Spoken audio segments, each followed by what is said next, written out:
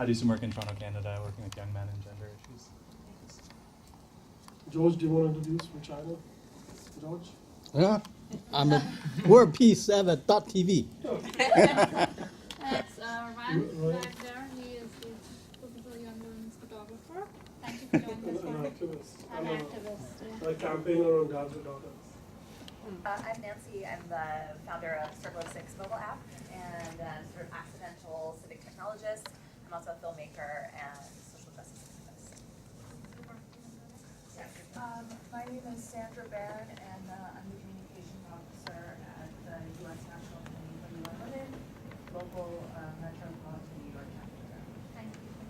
Andrea Mandel, I'm a tech entrepreneur from Afghanistan. I also run a in-person fund and online organization, Power Women. Hi, my name is Sean Mader. I've got a consultancy that comes up with customized social impact projects for companies and Hi, I'm Ume Basu here from Calcutta, India. I work for an organization that delivers services to vulnerable communities, especially girls and women who are survivors of trafficking. Hi, I'm Shreya. The last project I worked on before becoming a mother was on safe cities in India. It's part of a cross-national project which looks at how to make cities safe for women. Hi, my name is Usmania from Innocent Usmania. Thank you very much for this panel. Thank you. Hi, my name is Shanae Gonzalez. I'm here. I work with Debbie Magazine, I'm a writer. My name is Dr. Davis. I am a student at Mentor College. I'm Kenneth. I do work with Organizing for Action under President Obama. I'm also a member of the working group. Thank you. Okay, hi. I'm Kian, and I'm an independent design consultant with a strong interest in social impact projects. So my last major project was actually helping New Zealanders find jobs because I randomly decided to go to New Zealand and work for the government there, but I'm actually a native New Yorker. Hi, I'm Joy. I'm with the Very Empathetic Film Festival. Excuse me, very passionate about innovative social impact partnerships. And so all of you, I'd love to chat about that more. But we are partnering to support getting more youth involved in the UN initiatives for the SDGs and bring them to life through film. Thank you. Hi everyone, my name's Josh. We have a technology and media company called Unlocked, where we serve full screen ads and content on smartphones when you unlock a smartphone. So we're doing a lot of work about ad funding smartphones in emerging markets for people who might not have access to technology. So thank you everybody. Should I just go ahead because I know that some people are still coming in on security. But just to say that, we're very, very excited that we're partnering with Safety and the members of the UN Interagency Network on Youth Developments, working with on youth and gender equality. And one big chapter is in Mexico, which is hyperactive. I don't know how many, you have like 150 people going insane every day in Mexico. That's 300, it's amazing. So very, very excited that all of you could come on a very important part of the year, which is the 16 days of activism on ending all forms of violence against women and girls. I think for us, it has been a very, very interesting times. As you know, that 1 in 3 women or girl is violated, whether you're sitting in New York City or where I come from in Delhi. The statistics are absolutely unacceptable, really, from a human rights perspective.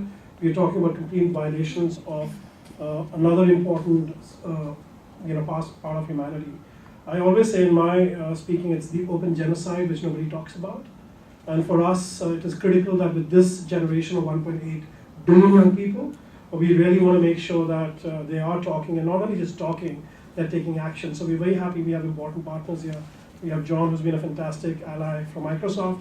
We have 30 Under 30, which is using power of films to talk about how do we create films that create behavioral change communication content that brings in more discussion about feminities and masculinities that promote more equality rather than stereotypes and prejudice and discrimination, and many other critical actors, especially Shruti, who's a great, great friend and a colleague, but also we met online, like I met Sri online. Met Sri. He's right. which is such an important space, bringing to this universe we talk about where there are no boundaries.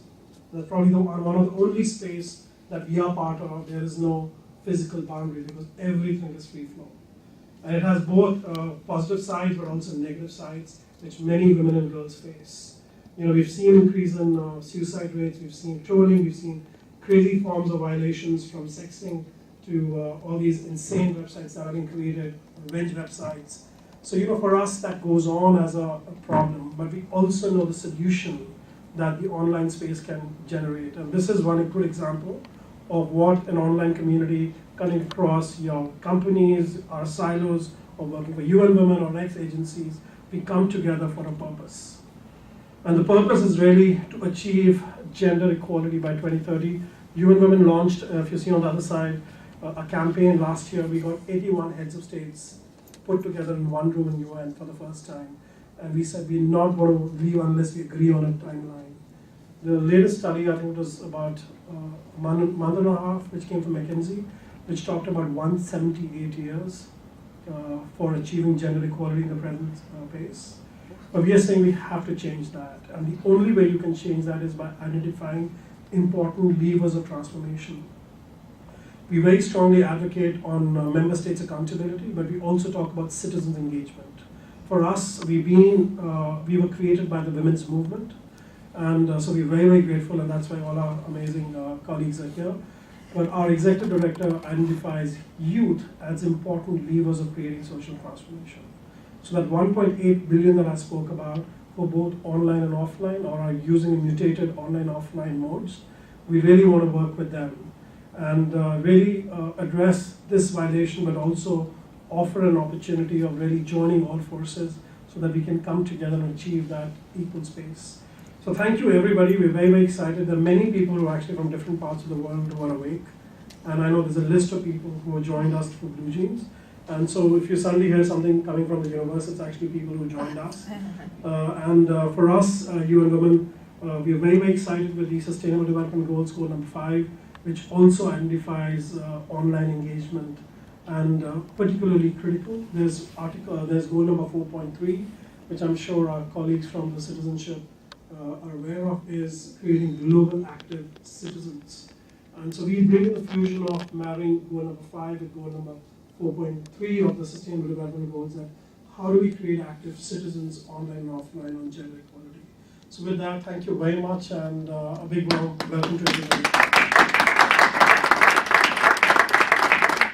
The campaign starts every year from November 25th all the way to December 10th, which is the Human Rights Day. So today's event is a part of the 60 days of activism, and the aim of today's event is really to talk about how we can use technology for women and young girls' safety. We are all connected to technology through our phones, through social media, and we want to talk about solutions and gaps that exist today in the current technology when addressing women and young girls' safety. So I'm going to quickly introduce the panel. On the extreme right, we have Roya Mehboob. She is a serial entrepreneur, the president of Afghan Citadel Software Company, Yedi, and also the CEO of Digital Citizen Fund, which is a non-profit organization focused on digital literacy to empower women and children in developing countries. Roya is actually a famous leader for being one of the first female entrepreneur CEOs in Afghanistan. She is also the young leader of World Economic Forum in 2015. Welcome, Roya.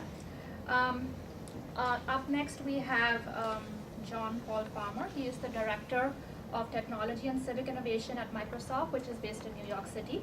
As a founding CEO, he also leads the Innovation Project, which is a nonprofit organization with the mission of spreading innovation best practices. Previously, John served as the Senior Advisor for Innovation at the White House under President Barack Obama, where he co-founded and led the Presidential Innovation Fellows Program to attract top private sector technologists. On my left here, we have Nancy Schwartzman. Nancy was recently named the top 50 global leaders working to end violence against women by Safe Magazine. She is a filmmaker, a media strategist, and a catalyst for social change. She has presented her work at the United Nations, at TEDx, at the White House, the Carter Center, and at various film festivals all over the world. She has been using new technology to innovate solutions for public safety for women and girls, and her most recent initiative is the Circle of Six app. And on the extreme left, we have Sri Srinivasan. He is the Chief Digital Officer in New York City, started in October of 2016. In announcing his role, the mayor tweeted, "Welcome Sri as New York City's new CDO, and onward to becoming the most tech-friendly, transparent, digitally equitable city in the world." Sri works with city agencies and colleagues throughout the 5 boroughs to fulfill the goals laid out in that tweet, and also works with startups and tech companies to help them thrive in the world's greatest city. Before coming to City Hall, Sri has spent 3 years as Chief Digital Officer at the Met, and has also worked for 21 years at Columbia University. So please, let's give a warm round of welcome to So long-term, short-term, and the ethical questions. I think those will come up a lot during this conversation. So to education, there's a lot going on here, which is what's exciting. So in a lot of countries, really spanning the globe, you're seeing an emphasis on not just digital literacy, but high-level computer science, technical education. Here in New York, there's a push for computer science for all 1.1 million kids in public schools. At Microsoft, we're contributing to this, again, globally through our Youth Spark program. So Youth Spark is empowering young people, majority girls, with technical skill that they might not otherwise have. We're investing $75 million in community programs to help improve access to computer science education. We have a DigiGirls program that's bringing girls into Microsoft to see the possibilities and the potential, what a technology career might look like, to help inspire them and open their eyes to that. And then we're working with partners, great partners like Girls Who Code and others who are reaching out to try to promote equality in the computer science field. Let alone answer questions. But what if she could have pressed something discreet and let us know that she needed help? Who wouldn't want that for the people they love most? My team and I are really proud to say that we successfully launched Revelar nationwide in the United States and into Canada. We're expanding as quickly as we can internationally. Revelar is pretty simple. It's a discreet wearable that clips comfortably into clothing, so I'm wearing mine now and you can't see it, or it goes onto your keys. If you're feeling uneasy or unsafe, you press Revelar to share your status and send a live dating location. With different capabilities for different situations, Revelar can help you exit an uncomfortable date, have a friend virtually walk you home, or have help sent to you. And because making safety accessible is a part of who we are, Revelar works with your smartphone, so there's no monthly fees for reaching your loved ones. Simply connect, wear, and press Revelar when you need it most.